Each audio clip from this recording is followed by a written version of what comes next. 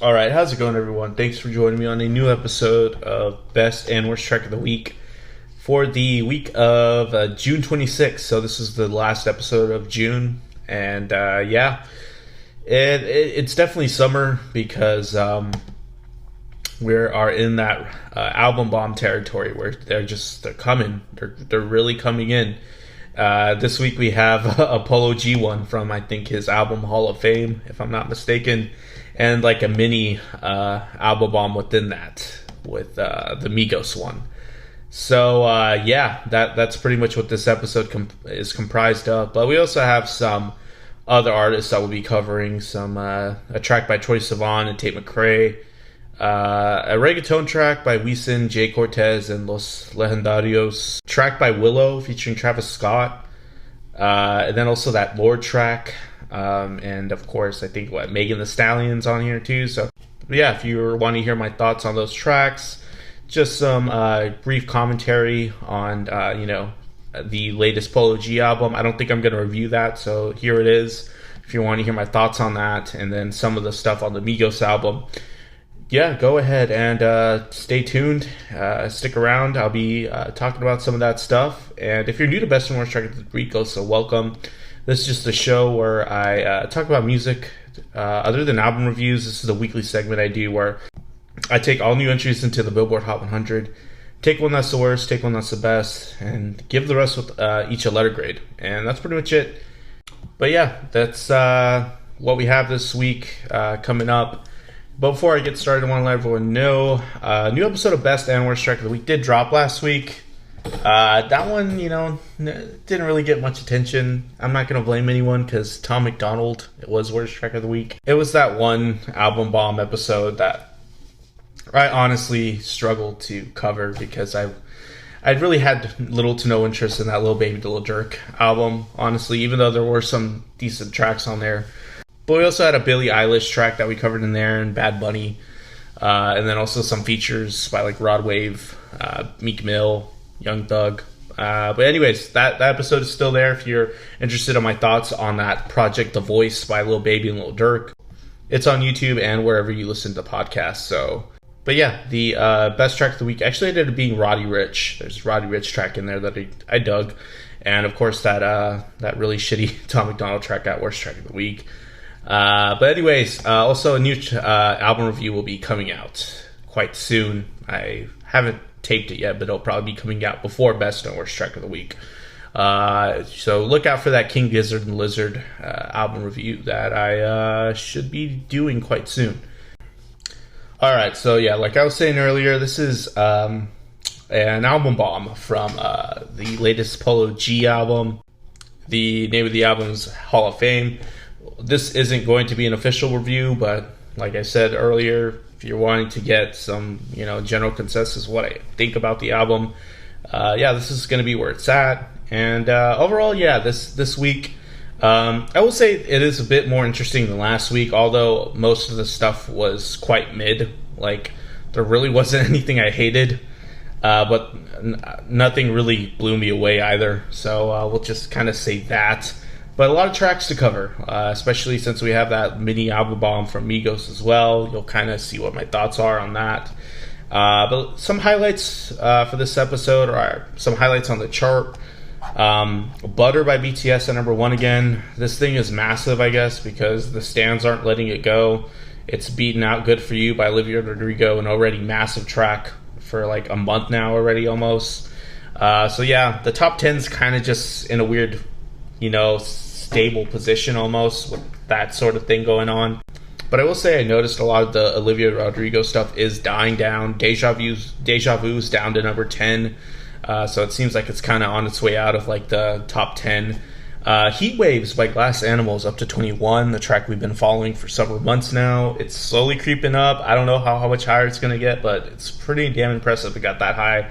Another track right behind it that I'm just really not getting the appeal. It went up to 22 this week. Heartbreak Anniversary. That's one of our worst tracks of the week. And I've just always thought this was just basically like a cheap Sam Smith spinoff sort of thing to appeal to his fan base, and I guess it's working. Famous Friends up to 28. by Chris Young and Kane Brown. This is pretty damn high, especially for a country track, and I don't know. I think when I reviewed it, I said this might get pretty big, so there you go. A little bit by Nelly and Florida Georgia Line up to 37. I know for sure when I covered that, it was worst track of the week, and yeah, it's getting some attention. So yeah, thanks Nashville for that. But also some other highlights. Gang Gang by Polo G and Lil Wayne up to 48. I got best track of the week a couple weeks ago. Probably because of the album bomb, it went up that high, but nice to see that it jumped up so high. One Too Many by Keith Urban and Pink up to 70.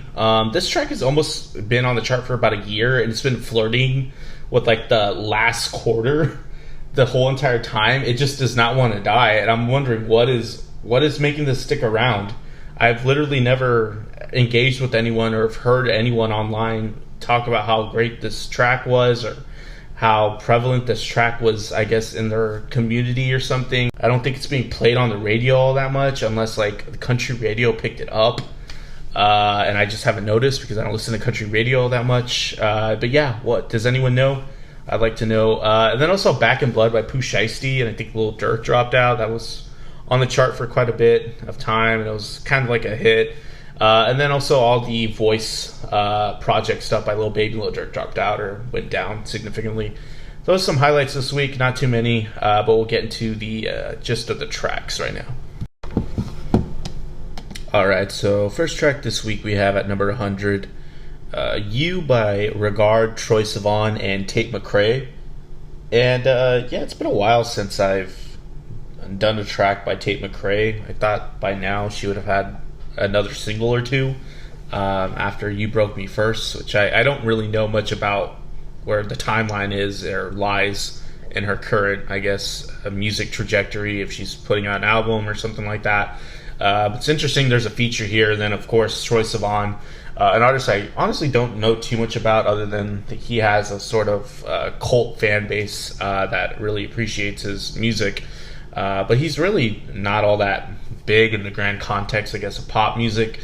And last time I covered a track, he was featured on it, and it featured Casey Musgraves. And I found this to be like in a similar vein, although this is more of like a EDM electronic centric track.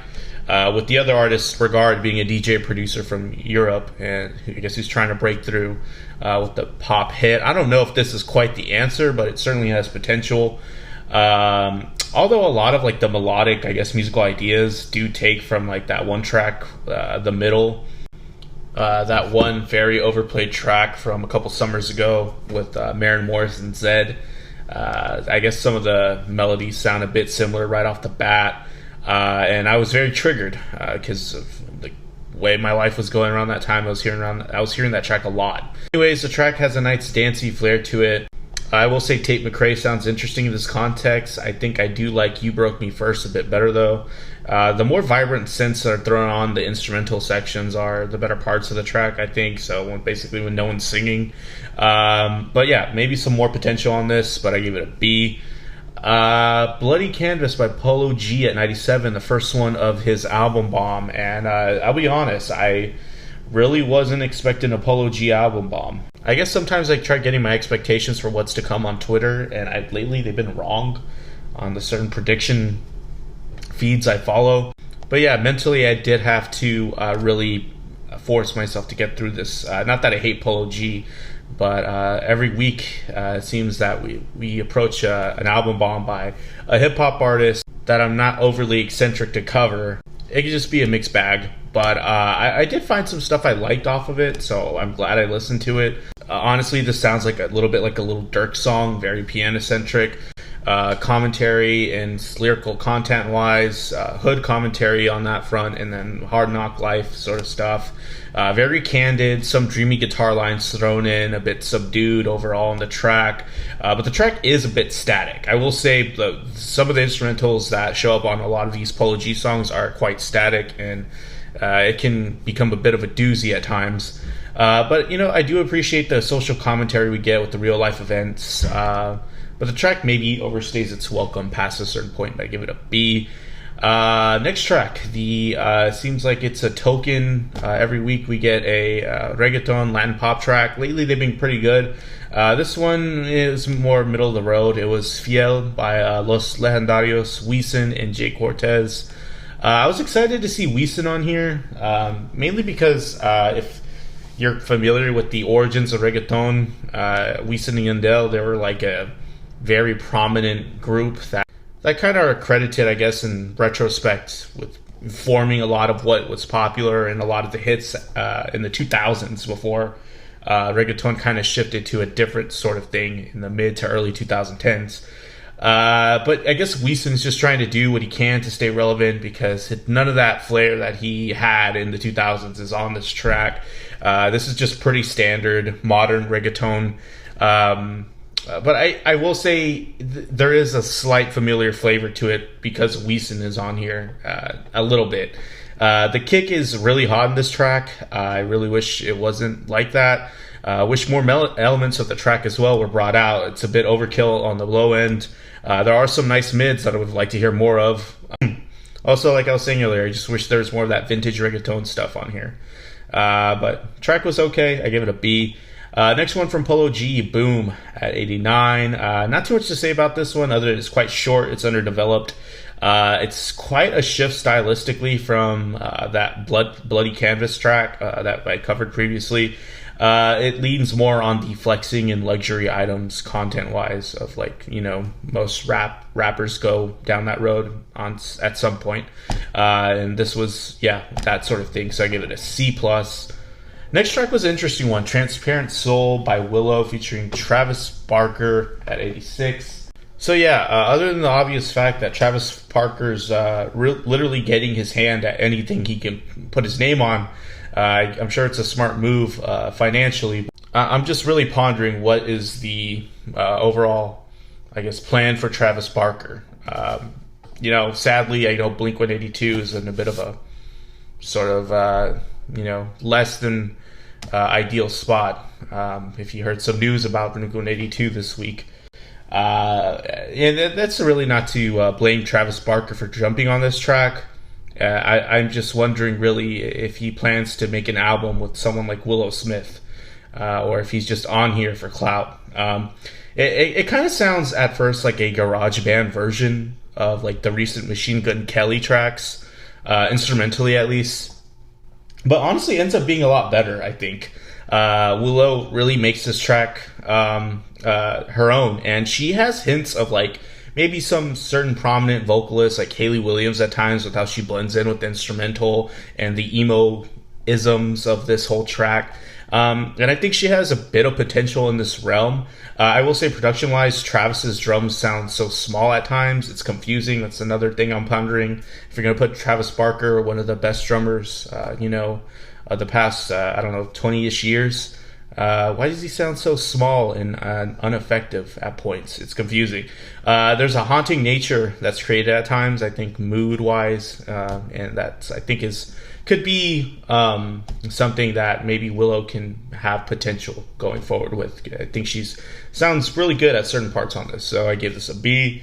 Next one by Polo G, Go Part 1, featuring Herbo at 87. I like this track, honestly. I don't know who Herbo is, but hopefully he gets some more cuts here and there from other artists or ends up getting some singles, because I liked him on this. I think he made the track better. And I like the fact that this is a dark and gritty instrumental. I think artists like Polo G and then maybe, like Lil Durk and I don't know, whoever the hell, DaBaby, they do well on this sort of stuff. The static, more mellowed out stuff, not so much. But this track is structured around subdued guitar and piano textures, heavy and prominent sub bass. I thought it was decent. I give it a B+. Next one from Polo G and DaBaby at 85, Party Life. I thought this, it took me a couple times, but the more I listened to it, I think it was just trying to be like a cheap version of Mood by 24K Golden, especially with that thin, weightless guitar texture guiding the track. He's not a bad vocalist. Like Polo G, when he tries to bring out the vocal chops, he can actually get it done. DaBaby is as expected. The track overall, though, is pretty lackluster. It's static, repetitive. But yeah, I wasn't too fond of it. I gave it a C. Heart of a Giant by Polo G featuring Rod Wave at 83. Honestly, not too much to say about this either because everyone just fits in like as you'd expect. Rod Wave fits in nicely. It sounds more like a Rod Wave track than anything. There's a glistening piano that structures the track, and it adds a bit more flavor or color in the grand context of the album, this song, that is. But yeah, I mean, there's really not much to say here. Everyone just does what you'd expect them to do on a track like this. It's nice. I give it a B. First one coming up right here, Type Shit by Migos and Cardi B off of the Little Baby album bomb we had from the latest Migos album here at 71. And I will say the Migos stuff really wasn't too hot. I actually ended up appreciating the Polo G stuff quite a bit because of some of the stuff I heard. But this track wasn't too bad. It was one of the better ones. The track is guided by this spacey synths that introduce the track. They're not bad. It makes me anticipate the section returning as the track develops. Cardi admittedly makes the track a bit better. She rides the beat quite nicely. She's improving as a rapper. She switches up her flow here on this track. She throws in some angst. It's not bad, has its moment. I just honestly think she outshines Migos on here. I give it a B. Migos Malibu featuring Polo G, which I thought was odd, at 65. One of the better rapping performances I heard from Migos on this batch of tracks. Kind of feels like they're trying to hold their own against Polo G. But Polo is immediately refreshing to hear on these Migos tracks, even though I was literally just listening to the entire project basically from Polo G. It's somehow refreshing to hear more Polo G. The track surprisingly provides energy and vibrance at times. I guess this is one of the better tracks. But okay, there's one thing I gotta say about this Migos stuff also. I don't know who it is, but one of these damn Migos are really, really trying to hit on these Travis Scott moans with like the auto-tune inflections.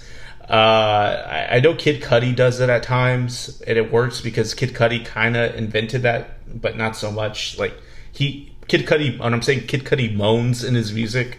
The Migos, they didn't do that when they came out. Like they're just starting to do that, I think, and it happens on just about every track, and it's not flattering at all. But I give this track here with Polo G a B. Next track, Solar Power, featuring Lorde at 64. I really had to see it to believe it. I guess Jack Antonoff has his hands on this again. I guess she really likes working with him. I guess that's not a bad move. Everyone's doing it. She did on her last album. But this is a lot different for Lorde, obviously. The organic instrumentation works most of the time on this. I think the ultimate build up to the big solar power chorus is very Rolling Stones-esque. I'm not sure if I'm the only one that thought that, especially in like the percussive textures that are there, minus some electric guitar not being featured. It sounds very Rolling Stones. It gives you just enough and leaves you thinking as to why she went in this direction. It's a very interesting song. I don't know if it's profound as a lot of people might think it is, but I have a feeling this song is going to be a mixed sort of piece of like the album she's going to put out, and the album's really going to sound quite different, or just not all like this. I think this is kind of just like a offshoot, maybe. But yeah, this is a B. Toxic by Polo G at 63, next track. I was a bit confused on this track. I wanted to like it a lot more than I did. Back to some clean guitar-centered instrumental on here by Polo G. We get some clean guitar-centered instrumentals on here. That was happening a lot in 2020. I kind of noticed it's been kind of left in the dust, but here it returns. But I do like the light keyboard in the background. It's almost emo-like. At times almost sounds like a Trippie Redd track, but a lot better. Polo G's rapping with a nice flow on here. There's a sincereness to this that's not found in a lot of tracks in this sort of trap vein that he kind of throws on here. He kind of does a good job. Nice blending of singing and rapping. I notice a lot of people in the game right now, if you're really good at that, you're probably going to be popular. And Polo G is good at it. I give this track a B. Modern Day by Migos at 61. There's a darkened approach to this track on the instrumental. But again, one of the fucking Migos on here is trying to sound like Travis Scott on the ad libs, and it's just annoying. I can't tell if they realize that or not either. The track is admittedly better when those parts are absent, of course, and the instrumental develops in a decent direction at points in the track. But at the end of the day, it just ends up sounding like a Migos track. I give it a B-. Painting Pictures by Polo G at 59.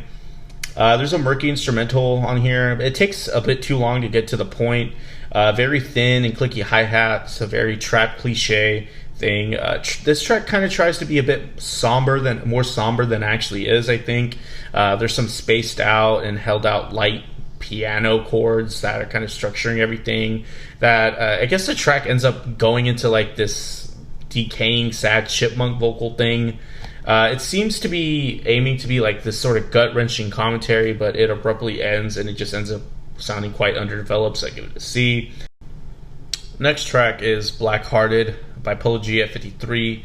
I've honestly just heard, this track was fine, but I've heard Polo G do a lot better on other tracks. It's not very hooky, it's a bit static and repetitive. There's not really any sections on the track that stand out, or there's nothing really that the track builds up to. The thin guitar textures that aim to fill out the track are a bit tinny and a bit too light too, and they get consumed by like this heavy sub bass on the track, so give this one a B-. Next one by Doja Cat at 38, Need to Know. This one was an interesting one. She sounds a bit like Nicki Minaj at times. There's a bit of quirkiness with the articulation she puts on certain sections on her voice. She kind of changes her personalities up like Nicki Minaj. The track overall sounds a little bit spacey with like the synths filling out much of the track. And the sub bass hits are a little bit too overkill on here, I'll say. But I do appreciate some of the angst that I do hear Doja putting in on this track, so I thought it was okay. I give it a B.